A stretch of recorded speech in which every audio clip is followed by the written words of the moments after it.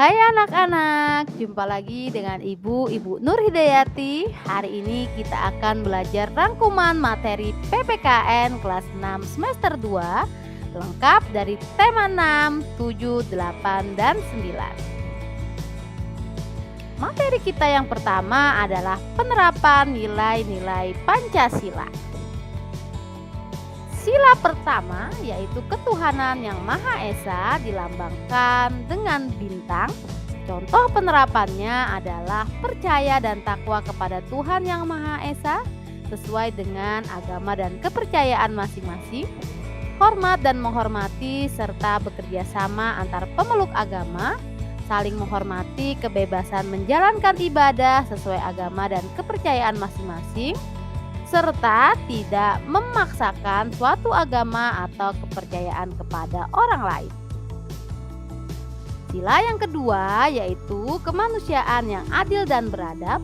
Contoh penerapan sila kedua adalah pengakuan persamaan derajat dan martabat, serta hak dan kewajiban di antara sesama manusia, mengembangkan sikap tenggang rasa dan tidak semena-mena terhadap orang lain, menjunjung tinggi nilai-nilai kemanusiaan, turut serta dalam melakukan kegiatan kemanusiaan. Sila kedua dilambangkan oleh rantai. Selanjutnya, sila ketiga Persatuan Indonesia dilambangkan dengan pohon beringin. Contoh penerapan sila ketiga adalah rela berkorban demi kepentingan bangsa dan negara, menempatkan persatuan, kesatuan, kepentingan, serta keselamatan bangsa dan negara di atas kepentingan pribadi atau golongan, bangga menjadi bangsa Indonesia dan bertanah air Indonesia, mengembangkan persatuan Indonesia atas dasar Bhinneka Tunggal Ika. Sila yang keempat, kerakyatan yang dipimpin oleh hikmat kebijaksanaan dalam permusyawaratan perwakilan, dilambangkan oleh kepala banteng, memiliki contoh penerapan yaitu dalam pemilihan ketua kelas, pemilihan presiden dan wakil presiden secara langsung, mengedepankan musyawarah, diskusi atau bertukar pendapat untuk mencapai mufakat atau kesepakatan dalam menyelesaikan masalah, serta tidak memaksakan kehendak kepada orang lain. Sila yang terakhir, sila kelima, keadilan sosial bagi seluruh rakyat Indonesia, dilambangkan oleh padi dan kapas. Contoh penerapannya yaitu berbuat adil pada siapapun tanpa pilih kasih, menghargai hasil karya orang lain, tidak membedakan seseorang karena status dan kondisi sosial ekonominya. Materi kita yang kedua yaitu pelaksanaan kewajiban, hak, dan tanggung jawab. Kewajiban dan hak. Kewajiban adalah segala sesuatu yang harus atau wajib dilakukan dengan penuh tanggung jawab, sedangkan hak adalah segala sesuatu yang kita dapatkan atau kita terima secara penuh dan bertanggung jawab. Contoh kewajiban dan hak di rumah adalah kewajiban di rumah yaitu kita wajib membantu orang tua, menjaga kebersihan rumah, menaati peraturan keluarga, wajib untuk saling menyayangi, menghormati, menghargai setiap anggota keluarga. Sedangkan hak kita adalah mendapatkan kasih sayang, hak untuk bermain, untuk mendapatkan perhatian dari orang tua, mendapatkan perlindungan, serta berhak untuk mendapatkan makanan dan minuman yang sehat serta bergizi. Kemudian selanjutnya, contoh kewajiban dan hak siswa di sekolah.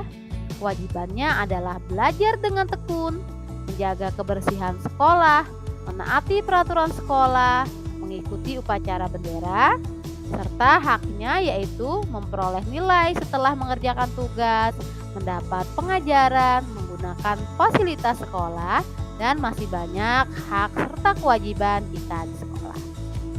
Selanjutnya, kewajiban dan hak di lingkungan masyarakat, yaitu kewajiban mematuhi rambu-rambu lalu lintas, menjaga kelestarian alam, ikut menjaga keamanan dan ketertiban atau ronda malam, menjaga fasilitas publik. Haknya yaitu mendapatkan perlindungan hukum, berhak mengutarakan pendapat, berhak mengikuti kegiatan di lingkungan masyarakat, serta berhak untuk tidak dibeda-bedakan, baik itu ras, agama, dan budaya. Lalu, apa hak dan kewajiban kita sebagai warga negara? Sebagai warga negara, kita memiliki kewajiban untuk membayar pajak, menaati hukum dan aturan pemerintah, ikut serta dalam upaya bela negara, menghormati hak asasi orang lain, serta ikut serta dalam usaha pertahanan dan keamanan negara.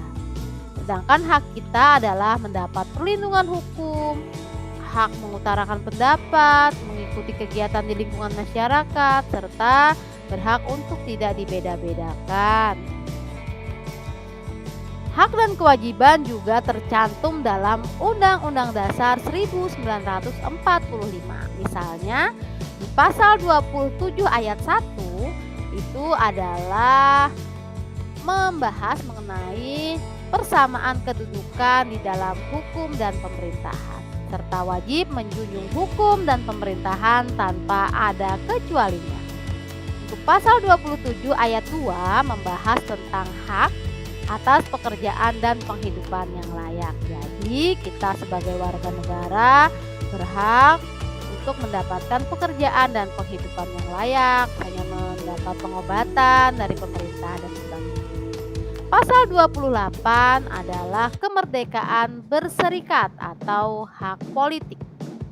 Pasal 29 hak beragama sesuai dengan agama dan kepercayaan masing-masing. Pasal 30 adalah hak atas pembelaan negara, dan pasal 31 ini yang sering muncul adalah hak atas pendidikan. Jadi setiap warga negara berhak untuk mendapatkan pendidikan, mana di negara kita ada pendidikan dasar 9 tahun. Nah, materi yang ketiga yaitu persatuan dan kesatuan bangsa. Nah, di sini kita akan membahas tentang landasan negara kita, negara Indonesia. Yang pertama yaitu Pancasila. Pancasila merupakan landasan ideal. Kemudian ada juga Undang-Undang Dasar 1945 yang merupakan landasan konstitusional. Nah, jadi Pancasila dan Undang-Undang Dasar 1945 ini menjadi acuan bagi kehidupan berbangsa dan bernegara. Selanjutnya yaitu nilai persatuan dan kesatuan. Nah, seperti tadi dijelaskan bahwa pada Undang-Undang Dasar 1945 dan Pancasila termuat nilai persatuan dan kesatuan. Nah, pada undang-undang ini tertuang pada alinea atau paragraf keempat. Sedangkan pada Pancasila nilai persatuan dan kesatuan tertuang pada sila ketiga yang berbunyi Persatuan Indonesia. Nah, semboyan Indonesia, semboyan negara kita adalah Bhinneka Tunggal Ika. Artinya, walaupun berbeda-beda tetapi tetap satu jua.